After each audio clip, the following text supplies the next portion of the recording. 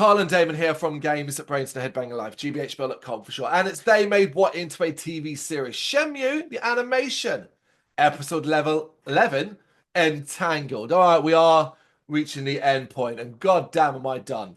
I can't believe how much this show has ended up just pissing me off as it's gone on. I think I've said in other episodes, and I'm going to repeat it here, it's just too long. It's just too long. I don't know how they've managed to make an already fairly long game feel even longer. Yeah, I think we also mentioned about obviously it's the whole nostalgia thing, but at some point nostalgia comes to an end. You Well, know, not only that as well. Nostalgia. Go on. no, I was just going to say that obviously I love Shenmue one, Yeah. two, and I've played three, but I would probably never go back and play it again unless they re-released it or whatever with achievements again. But and this show I'll never watch the show again because there's no point. So I can't be 100% sure to say about the game things because nostalgia sometimes make you go, you know what, I fancy playing it, and you just do. The show I agree on. This is a one and done for me because I've not enjoyed it overall. And outside of the nostalgia thing, I'm just kind of like, eh. And I'm not always like I'm not quite listening to the Shenmue side of things. I'm not quite as nostalgically in love with this game as you are. But the mm, thing about nostalgia, folks, and it's why it works or fails inevitably, should I say, is that we do this. You put your nostalgia goggles on, but when you then go back to that thing, that's when you find out. Oh, okay. It's like you go back and play Shenmue, the original. Now you can still enjoy it. You still can enjoy it, but your modern head notes problems. You notice problems that you didn't before. You notice frustrations, things that aren't. Do you know what I mean? Stuff like that. You know.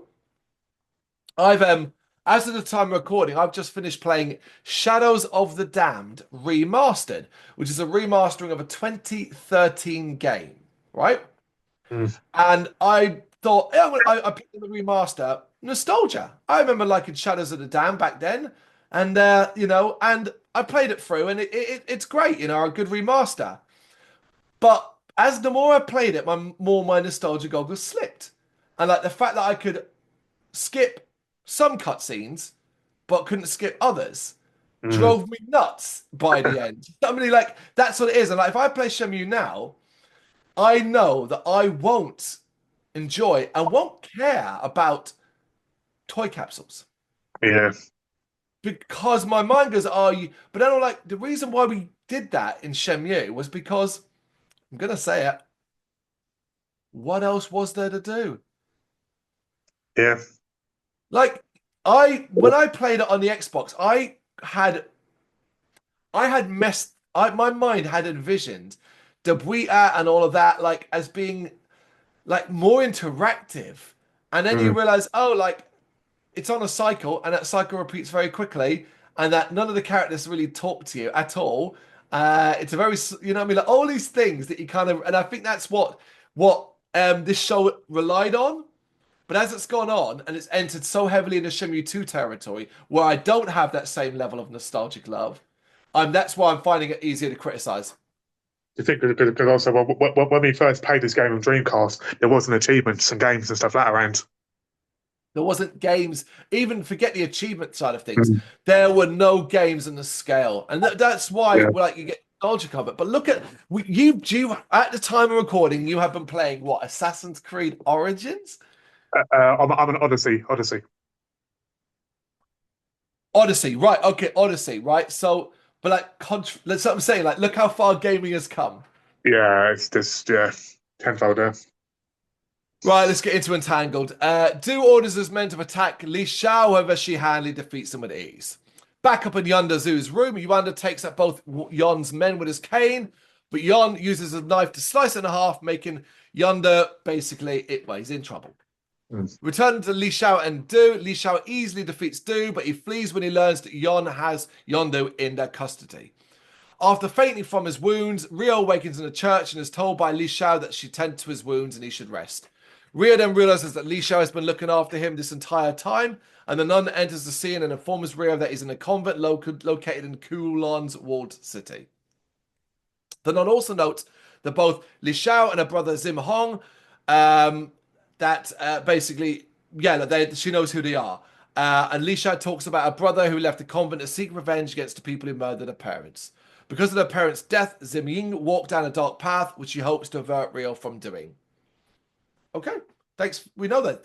I mean, it's duh. I mean, it's Yeah. fine. We got there in the end, but like, yeah, duh. Decidedly, if Rio was stopped outside by Li Shao, requests to fight him. She goads him to fight against her by saying he hopes he stand a chance to get Landy, he should probably have to defeat her first. Which is fine. We all do this, which is you ain't got a chance in hell of, beating him if you can't beat me, because I can't beat him, all that nonsense. Yeah. Except that doesn't really work, right? I get what Mm. they're trying to say, but there are so many different things that take into account. So, say she beats Rio now, but Rio's been wounded recently. Yeah, Is that exactly. Rio at full? I mean, all. Anyway, on the other hand, Rio is easily overwhelmed by Li Shao, who uses a move called counter elbow assault, and she offers to teach it to him. I couldn't believe it. Honestly, Damon, I was about to flip. I was like, we are not oh, come on, man. I know, video game and all that. Remember, Yeah. folks, try and see it from a perspective of someone who's not played the game. Would they enjoy this? And I'm telling you, they wouldn't. We didn't enjoy it in the actual game. Meanwhile, Do is upset about after being beaten up by Li Shao and has Yon deal with any kind of like basically deal with them. Elsewhere at Ren's hideout, Shiquin is informed that Yondo's captured by Rio, and then Wong and Joy enter and inform them that Yondo was taken to the Yellow Head building. Although Rio is happy for the new information, he's stopped by Joy. Joy, who demands basically, I want to know what's going on. I'm like, oh great, don't forget Joy's here. Yep. Ren gives him a rundown of the situation, and Joy basically isn't too pleased about the Yellowheads. Then stop getting involved. Exactly. Both Rio and Ren later visit the man, Shuquin Tip, who's a man, the man, and he's in a pitch black apartment room. And Rio basically follows the man to request to spar with him. Because in all classic Japanese anime, hi, you want my help? You will first have to fight me. Like, Yeah. in the brief fight between them, the man manages to beat Rio and advises him not to allow his sight to be used predominantly in the dark and that he should sharpen his other senses. God, if I could have groaned any louder. This is some Star Wars shit, folks. This Yeah. is trust the Force. Use your other senses, all that. Luke, close your eyes and trust the Force and shoot without the computer. That stuff. Following this tip, Rio manages to defend against the man's attack, and the man concedes while then turning on the lights in the room. The man notes that he knew Rio's father and that years ago they became familiar with each other and traded martial arts knowledge as well. So I decided to make a fun part of the story here that didn't exist. Just for my own laugh. Just because. So, first off, I hate anime and martial arts stuff and all of that stuff that basically says if you're told something, you will now be able to immediately do it. Mm. This is the laziest way to do it. And Rio's just basically like, use my other senses. Hey, and then suddenly he can. Like, come on, man. He can't be in other episodes going through days and weeks of training and then immediately here, just able to go, well, instead of using my eyes, I'll use my ears and my nut. Do you know what I mean? Come on, man. Felt really lazy. And don't get me wrong, like, I don't want them to then go, right, well, what we'll do is we'll spend an episode showing you Rio training. No, don't do that either. It's okay, but like, I just think it's worth criticizing. But yeah, I decided to decide that Rio's father and this man had a relationship. This is how he knew him. In a dark room, quietly away. That's what it was. Ren then informs the man that like Iwao, Rio's father, is long dead, and the man says, all right, here's the information to gain access to the Yellow building. Thanks for that. Arriving at the destination, Rio has Ren stay behind as he doesn't want him to get involved in the situation. Right, because he's been sitting back all this time. Exactly. Yeah. Rio then faces off against a fighter known as Enjiang Zhu. And in a flashback, the man enforced both Ren and Rio that they must enter an underground fighting arena run by the Yellowheads and impress a man called Yando Ho. I was like, oh, come on! Back in the present, Rio defeats his opponent following the tip he received from the man and uses the counter elbow to assault technique on his opponent. Look at him using all the stuff he learned. Outside around dusk, Joy approaches Ren and informs her about Rio's situation. And in turn, Joy calls out Ren for a soft spot for Rio. All right. All right. Yeah, Unbeknownst to the two, the conversation is being heard by some yellowheads. Meanwhile, Rio continues his winning streak, and after his last match, Yandel approaches Rio and has him meet him at Dragon Street after dark. Mounting on a motorbike, Joey is met by Wong, who asks about Rio's current situation. She claims she doesn't know because she's trying to keep Wong out of it, obviously. Wong then scolds Joy for her attitude, and then we have Joy who kind of remembers something in her past, but then claims to Wong that she can do nothing about it and drives off. Yeah. Did yeah. you? Again, I mean, you're it's more of a fan than I am. This. Do you care about this stuff? not really. I said. I mean, I enjoyed the earlier aspects of finding out a bit more about Joy, but it's like nah. She's not really integral to the story at all. No, no, she's not. And what's Yeah, really annoying is that we're in episode 11 of 13, and even now they're like, "Oh, we won't tell you about her past because you know there'll be a scene later on." It's like, oh, it's bloody boring. yeah, You know, yeah, it feels really fillery. It feels filler. yeah, Meeting with Yondo, he gives Rio a picture of a man, and honestly, for myself, I'd forgotten this, but when it came up in the show, I was like, oh, thank goodness me. Obviously, folks, I won't lie, I am butchering a lot of these names because they are complex and they are several syllables, and sometimes they're very similar to each other. That is mm, hard. I am butchering them. So when a man named Greg comes along, I'm like, oh my god, Greg. That is such an yeah, easy name. But honestly, I love it when Shenmue. This is one thing I always laugh about what Shenmue does. It's like, hello, my name is insert Japanese, Chinese, Korean names, and all of that kind of thing. And then it's like, hi, I'm Tom.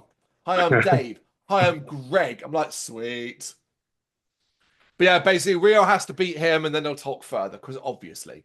yeah, Heading into the arena area, Rio watches a fight with a flamboyantly dressed man. I think he looked great. And mm, then faces off against Greg, who he defeats quickly anyway. After the match, Wando gives Rio instructions on the next match for him the following day and encounters Ren. Basically, Ren's upset because he put a lot of money on. Yeah, so Ren had bet against Rio, yeah, which I fucking loved. Ren is a good character. Damon said it in another episode. Ren is a yeah, good character. And I feel like the show could have maybe benefited, not only of being shorter, but introducing Ren earlier. yeah, definitely, But even that conversation is being heard by Yellowhead members. Meanwhile, Yuan informs Du that Lan Di will arrive to pick up Yonda the following day, and Du relishes the thought that Hong Kong will soon be his.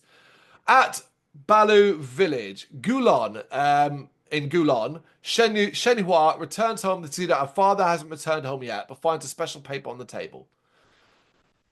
I know, like, right, folks, the reason I'm so dismissive of Shenhua is because there's no Shenmue 3 in this show. So what the fuck does any of this matter? yeah.